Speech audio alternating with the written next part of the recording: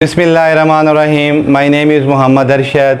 Helping hands is my YouTube channel और आज मैं आपसे शेयर करूंगा कंसेप्ट ऑफ स्टिकियोमेट्री। तो जो स्टिकियोमेट्री है इसमें जो सी एच है ये के का साउंड देगा। स्टिकियोमेट्री ये वर्ड है। तो अगर हम इसको डिफ़ाइन करें व्हाट इज़ स्टिकियोमेट्री, एक ही वर्ड में अगर आप याद रखना चाहें तो स्टिकियोमेट्री एक रिलेशनशिप का नाम है। और रिलेशन मीन एक ताल्लुक़ है और ताल्लुक़ हमेशा दो चीज़ों के दरमियान में होता है या दो से ज़्यादा चीज़ों के दरमियान में होता है। तो बहरहाल आपने एक वर्ड याद रखना है कि स्टिकियोमेट्री मीन रिलेशनशिप।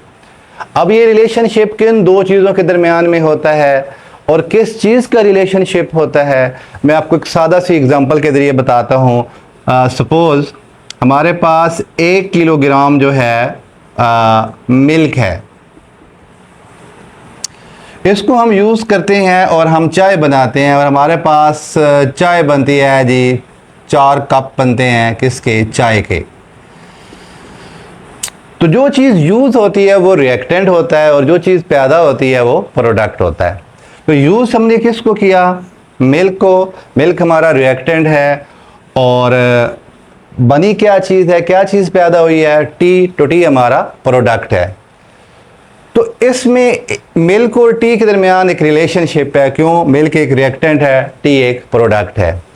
इसके अलावा एक और रिलेशनशिप देखें कि मिल्क हमारे पास कितना है जी 1 किलोग्राम। मैंने फ़र्ज़ कर लिया है कि 1 किलोग्राम अगर हमारे पास मिल्क है, दूध है, तो 4 कप चाय के बन सकते हैं।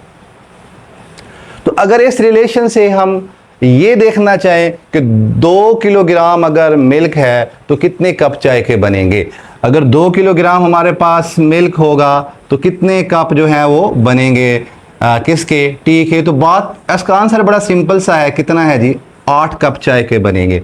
और अगर 3 किलोग्राम मिल्क होगा तो 12 कप जो है वो चाय के बनेंगे। तो यूं आप देखें रिएक्टेंट और प्रोडक्ट में एक जो रिलेशन है वो किस चीज़ का रिलेशनशिप है, क्वांटिटी। क्वांटिटी मीन अमाउंट या मिकदार। तो हमारे पास अगर रिएक्टेंट और प्रोडक्ट का क्वांटिटेटिव रिलेशनशिप हो तो उससे हम क्या फ़ायदे ले सकते हैं कि रिएक्टेंट की अमाउंट से हम क्या निकाल सकते हैं, प्रोडक्ट निकाल सकते हैं।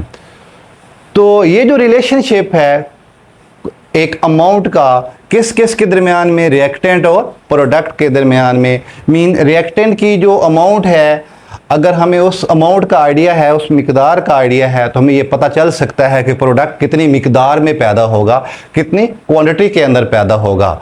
ये जो क्वांटिटी का रिलेशनशिप है रिएक्टेंट और प्रोडक्ट में, इस रिलेशनशिप को हम क्या बोलते हैं, स्टिकियोमेट्री बोलते हैं।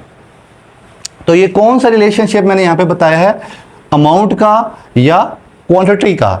तो क्वांटिटी से वर्ड हम क्या बनाएंगे, क्वांटिटेटिव रिलेशनशिप। ये तो स्टिकियोमेट्री जो है वो कौन सा रिलेशनशिप है, क्वांटिटेटिव रिलेशनशिप है। मीन रिएक्टेंट और अमाउंट के दरमियान, रिएक्टेंट और अमाउंट की जो अमाउंट है उनके दरमियान रिलेशनशिप है। तो वो जो अमाउंट का रिलेशनशिप है वो कौन सा रिलेशनशिप होता है, क्वांटिटेटिव।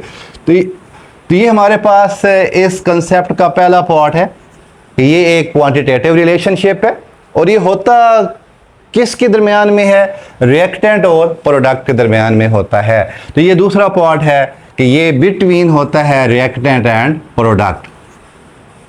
तो पहला पार्ट है कि स्टिकियोमेट्री एक रिलेशनशिप है, एक ताल्लुक़ है। किस किस के दरमियान में ताल्लुक़ है, रिएक्टेंट और प्रोडक्ट के दरमियान में ताल्लुक़ है। और ये ताल्लुक़ जो है वो कहाँ पर है, in a balance chemical equation. Chemical equation में क्या होता है, एक साइड पे रिएक्टेंट होते हैं, एक साइड पे प्रोडक्ट होता है, तो उसे क्या बोलते हैं, केमिकल इक्वेशन। बैलेंस से मुराद क्या है, बैलेंस से मुराद ये है कि जितनी अमाउंट रिएक्टेंट की होगी उतनी अमाउंट किसकी होनी चाहिए, प्रोडक्ट की। तो अगर दोनों साइड पे अमाउंट बराबर हो, नंबर ऑफ एटम बराबर हो, तो वो होती है बैलेंस केमिकल इक्वेशन। तो केमिकल इक्वेशन के अंदर, या बैलेंस केमिकल इक्वेशन के अंदर दो चीज़ें होती हैं, एक रिएक्टेंट, दूसरा प्रोडक्ट। तो रिएक्टेंट की जो अमाउंट होती है उससे हम बता सकते हैं कि प्रोडक्ट कितना पैदा होगा। तो यूं एक रिलेशनशिप बन जाता है रिएक्टेंट और प्रोडक्ट में। वो रिलेशनशिप क्या कहलाता है? Quantitative relationship. तो इस रिलेशनशिप को क्या कहा जाता है? स्टोइकियोमेट्री कहा जाता है। तो यूं इस डेफिनेशन के 3 पार्ट हैं। नंबर 1 ये क्वांटिटेटिव रिलेशनशिप है। नंबर 2 ये रिलेशनशिप होता किसके दरमियान में है? रिएक्टेंट और प्रोडक्ट के दरमियान में होता है। और रिएक्टेंट और प्रोडक्ट कहाँ पे होते हैं? इन अ बैलेंस केमिकल इक्वेशन। यहाँ पर ये लिखना बहुत ज़रूरी है, बैलेंस केमिकल इक्वेशन, तब ये आंसर सही आएगा। जब हम इसको प्रैक्टिकली यूज़ करेंगे रिएक्टेंट से प्रोडक्ट निकालने के लिए या प्रोडक्ट की अमाउंट से रिएक्टेंट को निकालने के लिए, जब हम केमिकल इक्वेशन यूज़ करेंगे तो वो मस्ट बैलेंस्ड होनी चाहिए। अगर इम्बैलेंस होगी तो हमारा आंसर जो है वो सही नहीं आएगा। अब मैंने एक इक्वेशन लिखी है। मैंने इस क्वेश्चन के 4 पार्ट बनाए हैं, ए बी सी डी। ए में उसकी डेफिनेशन है, बी में उसकी एक्सप्लेनेशन है। एक्सप्लेनेशन मैंने एग्जांपल दी है, नाइट्रोजन हाइड्रोजन ये मिलकर अमोनिया बनाते हैं। तो ये बैलेंस है, देख सकते हैं कैसे बैलेंस है। ये देखो 3 और 2, 3 × 2, तो ये 6 एटम जो है हाइड्रोजन के हैं, 6 हाइड्रोजन के हैं, 2 नाइट्रोजन के हैं, इधर भी 2 नाइट्रोजन के हैं। तो ये बैलेंस केमिकल इक्वेशन है। ये हमें ये बता रही है कि अगर हमें जो किसी फार्मूले के आगे नंबर लिखा होता है वो मोल होते हैं। तो 2 मोल अमोनिया है, 3 मोल हाइड्रोजन है, यहाँ पे कुछ भी नहीं है तो 1 होता है, 1 मोल क्या है? N2 है। तो मोल अमाउंट होती है। तो यह इस इक्वेशन से पता चल रहा है कि अगर हमें 2 मोल अमोनिया चाहिए तो हमें 3 मोल यूज़ करने होंगे हाइड्रोजन और 1 मोल यूज़ करना होगा नाइट्रोजन। और अगर हमें 4 मोल चाहिए अमोनिया तो हमें 6 मोल यूज़ करने होंगे हाइड्रोजन और 2 मोल यूज़ करने होंगे नाइट्रोजन के। तो ये देखिए इनकी मिकदार में रिलेशनशिप है। किसकी मिकदार में? किसकी अमाउंट में? किसकी क्वांटिटी के अंदर? प्रोडक्ट और रिएक्टेंट की। तो यूँ प्रोडक्ट और रिएक्टेंट की जो क्वांटिटी में रिलेशनशिप है इन बैलेंस केमिकल इक्वेशन, उसको हम कहते हैं स्टोइकियोमेट्री। उसके बाद है जी इस कंसेप्ट की, इस क्वेश्चन की ये जो डेफिनेशन हमने लिखी है, इसका जो प्रैक्टिकली यूज़ है वो हमें कहाँ कहाँ मिल सकता है। तो ये मैंने इसकी हेडिंग बनाई है, एप्लीकेशंस या इसके एडवांटेज कौन कौन से हो सकते हैं। पहला एडवांटेज है मैस मैस रिलेशनशिप, दूसरा है मैस मोर रिलेशनशिप, तीसरा है मैस वॉल्यूम रिलेशनशिप। सिंपल सी बातें हैं। ये जो 2 वर्ड है ना, एक मैस मैस, एक मैस से मुराद है रिएक्टेंट का मैस, दूसरे से मुराद है प्रोडक्ट का मैस। इसी तरह यहाँ पे स्टेप 2 में यहाँ पे मुराद है रिएक्टेंट का मैस और यहाँ पे मुराद है प्रोडक्ट के मोल। इधर मुराद है रिएक्टेंट के मैस, इधर मुराद है प्रोडक्ट का वॉल्यूम। या ऐसे भी कर सकते हैं, ये रिएक्टेंट है तो ये प्रोडक्ट है, अगर ये रिएक्टेंट है तो ये प्रोडक्ट है। अब इसका मतलब क्या है मैस मैस रिलेशनशिप? इसका ये मतलब है, जैसा कि मैंने आपको मिसाल दी है चाय वाली, कि अगर हमें मैस या अमाउंट रिएक्टेंट की पता होगी तो हम प्रोडक्ट की जो अमाउंट है वो निकाल लेंगे, वो कैलकुलेट कर लेंगे। और अगर प्रोडक्ट की अमाउंट का हमें पता है तो हम रिएक्टेंट की जो अमाउंट है वो कैलकुलेट कर लेंगे। तो यूँ मैस मैस रिलेशनशिप, एक मैस रिएक्टेंट के हैं, दूसरे मैस प्रोडक्ट के हैं। प्रोडक्ट के मैस पता होंगे तो रिएक्टेंट का मैस निकल आता है, रिएक्टेंट का मैस पता हो तो प्रोडक्ट का मैस निकल आता है। जो स्टेप 2 है वो मैस मोल, कि अगर हमें रिएक्टेंट का मैस मालूम होगा, पता है, तो हम प्रोडक्ट के नंबर ऑफ मोल निकाल सकते हैं। तो अब ये कैसे निकालेंगे, एक लंबी डिटेल है। आपने सिर्फ इतना याद रखना है कि मैस रिएक्टेंट के मैस से प्रोडक्ट के मोल बन सकते हैं और प्रोडक्ट के मोल से रिएक्टेंट का मैस निकल सकता है। और जो तीसरी एप्लीकेशन है वो मैस और वॉल्यूम के दरमियान।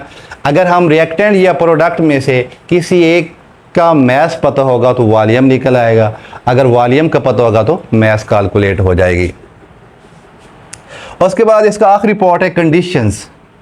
कंडीशंस मीन लिमिटेशंस या शराइत, मीन रिएक्टेंट की मैस से प्रोडक्ट का मैस निकालना है।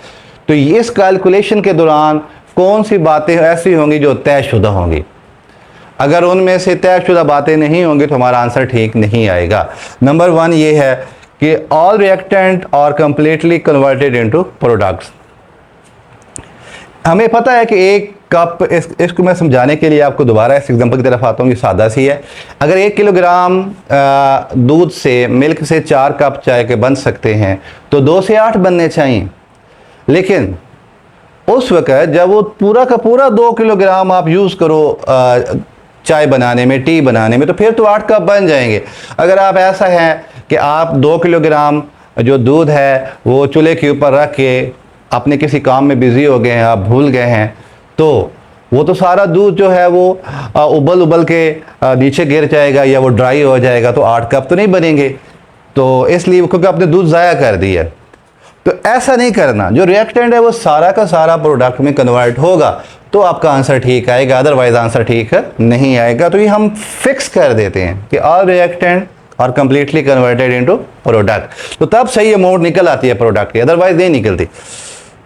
नो साइड रिएक्शन, कोई साइड रिएक्शन ना हो, इसका क्या मतलब है? इसका मतलब ये है कि जो आपके ओरिजिनल रिएक्टेंट होते हैं सिर्फ वो ही रिएक्ट करें। मीन कि इस केस में N2 + 3H2 रिएक्शन कर रहे हैं तो क्या बना रहे हैं? 2NH3। इसका मतलब ये है कि कोई और गैस यहाँ पर आकर रिएक्ट ना कर जाए, सिर्फ ये 2 ही रिएक्टेंट हो, कोई तीसरा रिएक्टेंट ना हो। अगर आप मिल्क से आप 1 किलोग्राम मिल्क से 4 कप चाय के बना सकते हैं, 2 से 8 बना सकते हैं। साइड रिएक्शन क्या होगा कि आपने जो 1 किलोग्राम पानी भरा है और भर के आपने दूध में डाल दिया, तो यूँ तो वो आपने साइड रिएक्शन कर दिया। जो आपने असल रिएक्शन जो यहाँ पे यूज़ किए थे, जिसको आपने स्टैंडर्ड बनाया जिस रिएक्शन को, उस रिएक्शन में जो आपने यूज़ किए थे रिएक्टेंट, अब आपने वो यूज़ नहीं किए, अब आपने एक्स्ट्रा जो रिएक्टेंट है वो यूज़ कर दिया है। तो यूँ आपने क्या करवा दिया? Side reaction. तो साइड रिएक्शन नहीं होना चाहिए। कब साइड रिएक्शन नहीं होता? साइड रिएक्शन उस वक्त नहीं होता जब सिर्फ ओरिजिनल रिएक्टेंट रिएक्ट करते हैं। जब ओरिजिनल रिएक्टेंट के जो असल रिएक्टेंट है उनके अलावा कोई और रिएक्टेंट भी शामिल हो जाए तो फिर वो साइड रिएक्शन हो जाता है। और तीसरा है law of definite proportion and law of conservation of mass भी फॉलो होना चाहिए। लॉ ऑफ डेफिनेट प्रोपोर्शन क्या है कि किसी भी कंपाउंड के अंदर जो एलिमेंट्स के एटम होते हैं वो फिक्स रेशियो से होते हैं। जैसे कि वाटर होता है कि इसमें फिक्स है कि 2 हाइड्रोजन है, 1 ऑक्सीजन है। तो जब भी आपने इक्वेशंस में रिएक्टेंट या प्रोडक्ट बनाना है तो उसका जो फार्मूला है वो आपने प्रॉपर सही लिखना है। ये मतलब है डेफिनेट प्रोपोर्शन का। अगर आपने फार्मूले गलत लिखे और फिर आप उस इक्वेशन को यूज़ कर दिया तो फिर भी आंसर ठीक नहीं आएगा। Law of conservation of mass mean equation balance होनी चाहिए, सिंपल सी, कि जितना रिएक्टेंट था उतना ही क्या होना चाहिए? प्रोडक्ट होना चाहिए। ऐसा नहीं है कि आपने रिएक्टेंट जो है वो नीचे गिरा दिया, रिएक्टेंट ज़ाया कर दिया, नहीं। जो रिएक्टेंट है वो सारा का सारा प्रोडक्ट में कन्वर्ट हो। जितने आइटम रिएक्टेंट के हैं उतने प्रोडक्ट में होने चाहिए। तो वो बैलेंस केमिकल इक्वेशन होगी, वहाँ पर law of conservation of mass आप ओबे कर रही है आपकी एक्सपेरिमेंट।